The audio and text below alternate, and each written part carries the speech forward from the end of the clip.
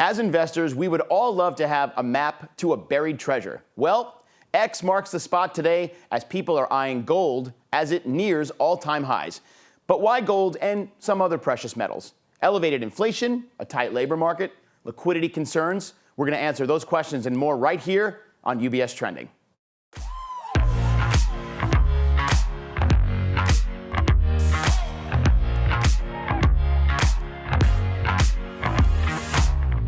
Hi, everyone, and welcome to UBS Trending. I'm Anthony Pastore. Thanks for joining us. So the head of gold strategy at SSGA, Max Gold, is here joining me today. Max, it has been quite a ride for gold. I mean, the rally that we're seeing right off of all-time highs.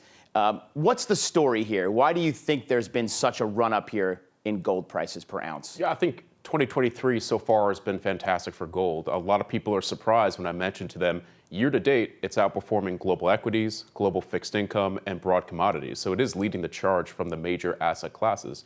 And when you look at that year to date return, it's up about 11%. But comparatively, when you look at the last 6 months, that's really where it kicked off this run for gold recently. Since the end of September last year, it's up 25%. And behind that, there's two key factors that I highlighted going into 2023 being recession and rates. What's going to happen with potentially a global slowdown, and specifically the U.S.? Are we going to enter into a recessionary period? And then interest rates, what's happening with the Fed directionally with their tightening path? Will they hit pause sometime this year? I think they will. But those two factors were top of mind. On top of that, we have to add a third R into rates and recession, and that's risk. I think certainly a lot of systemic risks have become tangible. A lot of potential question marks have been raised around uncertainty. Certainly, we're all familiar with what happened in March and is still ongoing with the banking crisis with regional banks in the U.S., the liquidity concerns there, but also add on top of that the debt ceiling debate that's going on right now in Washington, as well as the geopolitical environment that we're in. There's a lot of boiling pots out there, whether it be in China, Taiwan, Ukraine, and with Russia, the Middle East. There's a lot of stuff that could certainly drive volatility, and that's what shifted interest towards gold so far this year. I was going to say, are we sweating yet? I mean, everything you just rattled off there, which we all know, our audience is familiar with all those topics, but when you mention them all in a row, there's a lot to digest for every single investor out there. So gold, and look, gold has proven itself historically as being a really good safe haven for volatility. We were talking right before we started, back in the financial crisis in 08 and 09, while the markets were declining on the equity side and rates were going through the roof, gold was going up from 400 an ounce to 1,000 in, 2 years? And that was such a run. So people were jumping into gold as a safe haven, which is what's happening now, it seems, with all the risks that you have on the horizon here. Yeah, I think that's probably the most common question I've been getting as of late is am I too late? Is gold sort of run its path?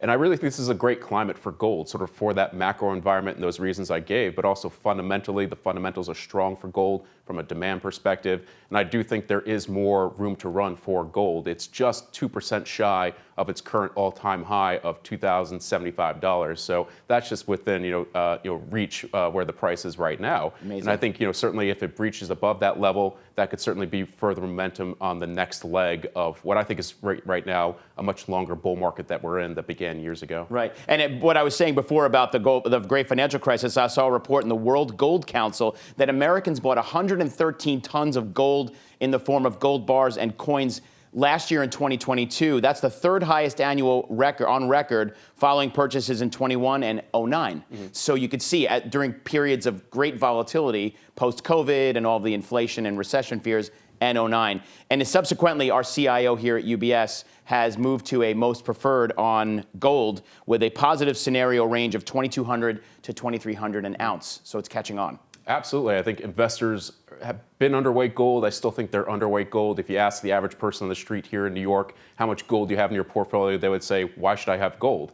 So it keeps me very busy, obviously, as the head of gold strategy, trying to talk to investors and clients about the benefits that gold brings to a portfolio. Right. But I do think that right now it's shifted sentiment. I think if you look at institutional investors in the futures market, their positioning, ETF flows have turned a corner from net outflows to net inflows the last couple of months, but especially central banks have been the big story. So when you think about gold buyers, we don't often think about the official sector, so central banks globally, but they had a record year last year in terms of their purchases, and that's been a big driver of this current rally. Well, why have they increased their holding? That's a really legitimate question at this point. Yeah, so this is actually the 13th consecutive year last year that they were net purchasers. Historically, they were net sellers. They were a source of supply to the market. And that really started back in 2010 with the sovereign debt crisis in Europe, the financial crisis. A lot of central banks wanted to add to their balance sheets, improve their liquidity. So that reserve management, reserve diversification was that big motivation. What shifted a little bit more is the consideration of, well, should we be diversifying against dollar assets? Certainly some of those central banks and economies and nations that are less friendly to the West than the US, I think they saw the impact of removing Russia from the SWIFT payment system last year, right, and sort of seeing the value that gold brings as a reserve asset from a diversification liquidity perspective. That's been, in parallel, I think, a big driver as well. Yeah, and there's also been, as you mentioned, the dollar. There's been some softening of the US dollar lately. How does that play into the gold story? Yeah, I mean, the US dollar and gold have a long, long relationship. It goes back not just 50 years, but 100, 200 years since the founding of the country. And I do think it's interesting when you look at that right now. I do think the dollar has softened a little bit this year. It's down, 2% or so. I think it'll continue to soften as the US economy begins to slow down from a growth perspective, and other economies begin to close that gap on interest rates versus where the Fed has rates right now. I think that's a headwind for the dollar. That's good for gold, given that negative relationship. However, a lot of people have been asking me, saying, Max, what happens if we cross that debt ceiling, we default on our debt, or something out there in the world goes bonkers? I do think it's important that even if the dollar catches a bid from a safe haven demand or sort of a defensive motivation, gold usually hitches a ride with that. We see that parallel of increased correlation where they bid up the dollar, bid up gold, build up Swiss franc, other defensive reserve assets and safe haven assets. So even if sort of volatility increases, the dollar rises, I think we'll see gold rise alongside that, like we've seen in 2008, in 2011, and 2020. Yeah, well, gold fever is definitely catching on. We even see this rise in investors and